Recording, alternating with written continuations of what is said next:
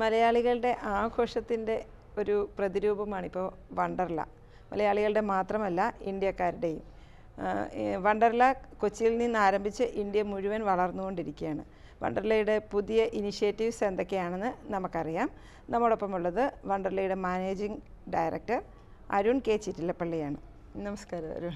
Thank you. എന്തൊക്കെയാണ് നമ്മളുടെ പുതിയ ഞങ്ങളുടെ അടുത്ത പ്രോജക്റ്റ് ഞങ്ങൾ ലോഞ്ച് ചെയ്യാൻ പോകുന്നത് ചെന്നൈയിലാണ്.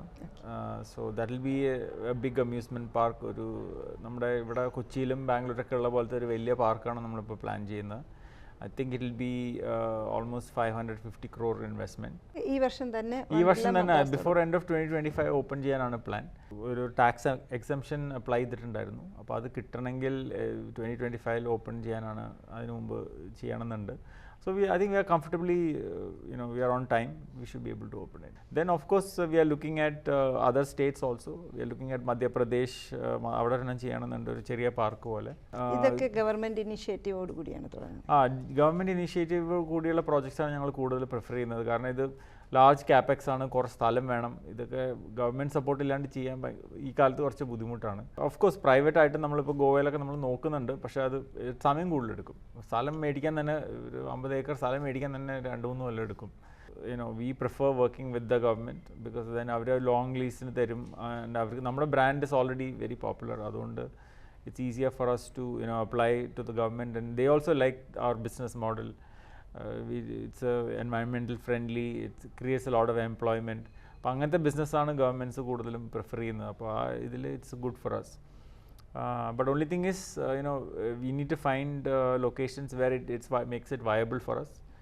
അപ്പോൾ അങ്ങനത്തെ a lot of discussions are going on. So we are looking at geographical expansion. പിന്നെ അതുകൂടാതെ what are the new types of rides that we can come up with? I think, like you asked me earlier, അപ്പോൾ ഇപ്പോഴത്തെ പിള്ളേർക്ക് കൂടുതൽ AR VR based ടെക്നോളജിയും അങ്ങനത്തെ ഇതൊക്കെയാണ് ഇപ്പോൾ എല്ലാവർക്കും ഭ്രമം. അപ്പോൾ അത് ബേസ് ചെയ്തിട്ടുള്ള റൈഡുകൾ നമ്മൾ ഡെവലപ്പ് ചെയ്യാൻ നോക്കുന്നുണ്ട്. ഇപ്പോൾ ഈ അടുത്ത് നമ്മൾ വണ്ടർല കൊച്ചിയിലൊരു നമ്മുടെ ചിക്കു എന്നുള്ള നമ്മുടെ മാസ്കോട്ടിനെ വെച്ചിട്ട് നമ്മളൊരു പുതിയ റൈഡ് ഉണ്ടാക്കിയായിരുന്നു. അപ്പോൾ അതേപോലത്തെ ഇങ്ങനെ പുതിയ പുതിയ റൈഡ്സ് നമ്മളിങ്ങനെ ഡെവലപ്പ് ചെയ്യാൻ പ്ലാൻ ചെയ്യുന്നുണ്ട്. സോ AR VR ഉപയോഗിച്ചിട്ടുള്ള റൈഡുകൾ ഡെവലപ്പ് ചെയ്യുക. പിന്നെ also lot of technology transformation നടന്നുകൊണ്ടിരിക്കുകയാണ്. The process of creating our own operating system for the amusement park. അപ്പോൾ നമ്മുടെ വരുന്ന ഗസ്റ്റിനെ കുറിച്ചുള്ള ഡേറ്റ നമുക്ക് കറക്റ്റായിട്ട് കിട്ടാനും അവർക്കുള്ള കറക്റ്റ് ഓഫേഴ്സും അങ്ങനത്തെ കാര്യങ്ങൾ ചെയ്യാനും. അപ്പോൾ അതൊരു സ്പെഷ്യലൈസ്ഡ് ഒരു സാധനമാണ്, ഒരു സോഫ്റ്റ്വെയറാണ് നമ്മൾ ഡെവലപ്പ് ചെയ്യുന്നത്. അപ്പോൾ നമ്മുടെ whole park will run on that software, എല്ലാ പാർക്കുകളും. So that we are developing. അങ്ങനെ പിന്നെ that is technology. The other thing we are looking at is marketing, because I think how we used to do marketing before and ഇപ്പോൾ ചെയ്യുന്ന marketing ഭയങ്കര വ്യത്യാസമുണ്ട്. കാരണം പിള്ളേർ സ്മാർട്ട് ഫോണും അല്ലെങ്കിൽ ഡിജിറ്റൽ മീഡിയ കൂടുതൽ ഉപയോഗിക്കുന്നത്. ചെറിയ കുട്ടികളെ തൊട്ട് യങ്സ്റ്റേഴ്സിനെ, പ്രായമായവരെ, ഒരു കുടുംബത്തിലുള്ള എല്ലാവരെയും നമുക്ക് അങ്ങനെ ഒരുമിച്ച് ഇങ്ങനെ ആകർഷിക്കാൻ പറ്റുന്നത്. അതെ. അപ്പോൾ അത് ഇങ്ങനെ ഒരു ട്രയൽ ആൻഡ് എററാണ്. കോൺസ്റ്റൻ്റ്ലി നമ്മളിങ്ങനെ പുതിയ പുതിയ മെത്തേഡ്സും പുതിയ ക്യാമ്പയിൻസ് നമ്മൾ ട്രൈ ചെയ്തിട്ട് will see what is working. It keeps changing. കഴിഞ്ഞ കൊല്ലം വർക്ക് ചെയ്ത ക്യാമ്പയിൻ ഈ കൊല്ലം വർക്ക് ചെയ്യില്ല. So I mean every year we come up with new campaigns, new methods, new media. അപ്പോൾ കഴിഞ്ഞ കൊല്ലം നമ്മൾ ആദ്യം ഫേസ്ബുക്കായിരുന്നു ഉപയോഗിച്ചിരുന്നത്. ഇപ്പോൾ പിന്നെ ഇൻസ്റ്റാഗ്രാമായി, പിന്നെ സ്നാപ്ചാറ്റ്, അങ്ങനെ ഇത് മാറിക്കൊണ്ടിരിക്കും full time. So that is the challenge with digital media. And but I think people are so engrossed in their digital media. I think we are able to show ourselves as an alternative. അതായത് എപ്പോഴും phone പിടിച്ചിരിക്കുന്നതിനെക്കാട്ടും നല്ലത് at least ഒരു family അല്ലെങ്കിൽ ഒരു front groups അവർക്ക് പുറത്തു പോകാനും ഒരു വ്യത്യസ്തമായ ഒരു എക്സ്പീരിയൻസ് കൊടുക്കാനുള്ള ഒരു അതാണ് നമ്മൾ പ്രോമിസ് ചെയ്യുന്നത്. So I think that's why I think lot of people still find our proposition very attractive.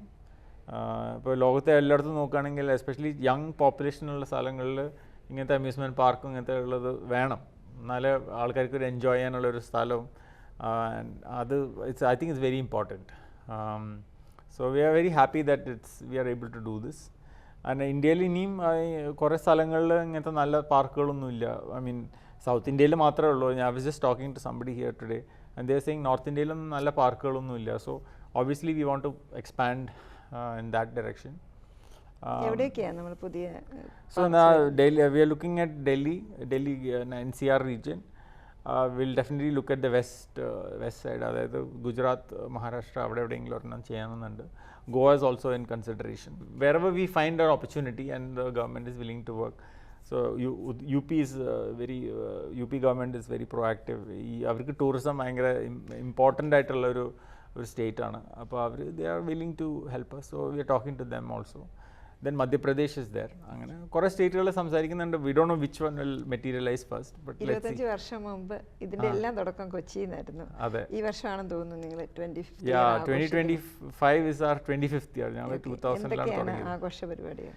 So I think we are going to have some unique ride and എന്താ പറയുക, കുറച്ച് അട്രാക്ഷൻസും പുതിയ സാധനങ്ങളൊക്കെ ഞങ്ങളത് അനൗൺസ് ചെയ്യുന്നതായിരിക്കും. I mean, I'm sure our marketing team will do it. And but yeah, there will be some special programs. സമ്മറിലാണ് ഞങ്ങളുടെ 25th year തുടങ്ങുന്നത്. അപ്പോൾ അതിൻ്റെ പ്രിപ്പറേഷനിലാണ് എല്ലാവരും ഇരിക്കുന്നത്. Then this year is also important because ഞങ്ങളുടെ 5ാമത്തെ പാർക്ക് തുറക്കാൻ പോകുന്ന കൊല്ലമാണ്. അപ്പോൾ I think everybody is busy. ചെന്നൈയിലായിരിക്കും നമ്മുടെ പാർക്ക് തുടങ്ങുന്നത്. So that's going to be one of our flagship parks. അവിടെ it will have India's largest roller coaster, and first inverted roller coaster. അങ്ങനെ കുറേ ഫേസ്റ്റ്സ് ഒക്കെ ഉള്ള ഒരു പാർക്കായിരിക്കും. And in Tamil Nadu there are no big parks, so we feel like we want to do that. And again the government in Tamil Nadu has been very supportive. So yeah, we are looking forward to that. അരുണിനായിരിക്കും ഇങ്ങനെ ഒരു rare ആയിട്ടുള്ള ഒരു അവസരം കിട്ടുന്നത്.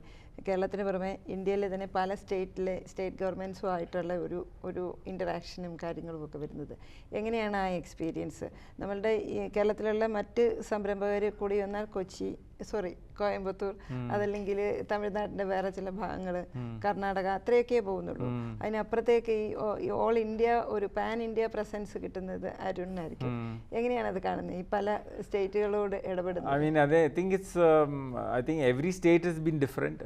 ഒരു 2 സ്റ്റേറ്റിലും same ഇതാണെന്ന് പറയാൻ പറ്റില്ല. കാരണം ഒറിസയിലുള്ള അവിടുത്തെ ഗവൺമെൻറ്, അവിടുത്തെ ആൾക്കാരുടെ ഒരു രീതികളും കാര്യങ്ങളൊക്കെ വേറെയാണ്. Tamil Nadu is completely different. Now I'm sure Delhi will be more different. So I think every state is different, but I think overall there is a change in mentality. The government wants more and more investment to come. എല്ലാവരുടെ സ്റ്റേറ്റിലേക്ക് കൂടുതൽ investment പുറത്തുനിന്ന് വരുന്നുള്ള ഒരു thinking എല്ലായിടത്തും വന്നു തുടങ്ങിയിട്ടുണ്ട്. അപ്പോൾ that I think is A good change. എനിക്കിപ്പോൾ ഓർമ്മയുണ്ട്, ഡാഡി ഇവിടെ പണ്ട് വീഗാലാൻഡ് തുടങ്ങാനായിട്ട് ഗവൺമെൻറ്റിനൊക്കെ അപ്രോച്ച് ചെയ്ത് ഗവൺമെൻറ്റിനോട് സ്ഥലം ചോദിച്ചപ്പോൾ അവരൊന്നും അതിനുള്ള ഒരു പോസിറ്റീവായിട്ടൊന്നും ആരും എടുത്തില്ല. സോ ദാറ്റ് ആ ഒരു സിറ്റുവേഷനൊക്കെ ഇപ്പോൾ മാറി. People are willing to invest, they are willing to give land, നല്ല പ്രോജക്റ്റ് ആണെങ്കിൽ. So I think those are the 25 വർഷം കഴിയുമ്പോൾ ആ ഒരു വ്യത്യാസം എങ്ങനെയാണ് ഫീൽ ചെയ്യുന്നത്? Like I said, the government attitude has changed a lot, and also people's spending habits have changed a lot. അന്ന് നമ്മൾ ഒരു ടിക്കറ്റിന് ഒരു 150-200 rupees വെച്ച് എല്ലാവരും പറഞ്ഞാൽ ഭയങ്കര എക്സ്പെൻസീവ് ആണ്. ഇന്ന് people are willing to spend 1,500-2,000 rupees for a day outing, and it's normal. In fact, ഞങ്ങളുടെ പാർക്കിനെക്കാട്ടും വില കൂടിയ sometimes people spend more for concerts. അങ്ങനത്തെ സാധനങ്ങൾക്കൊക്കെ 10,000 അല്ലെങ്കിൽ 20,000 രൂപ വരെയൊക്കെ സ്പെൻഡ് ചെയ്യാൻ റെഡിയാണ് ആൾക്കാർ. So I think people spending habits change ചെയ്തതാണ് ഏറ്റവും വലിയൊരു ചേഞ്ച് ആയിട്ട് എനിക്ക് തോന്നുന്നത്. And people are willing to spend on entertainment പണ്ടത്തെ അപേക്ഷിച്ച് നോക്കുമ്പോൾ.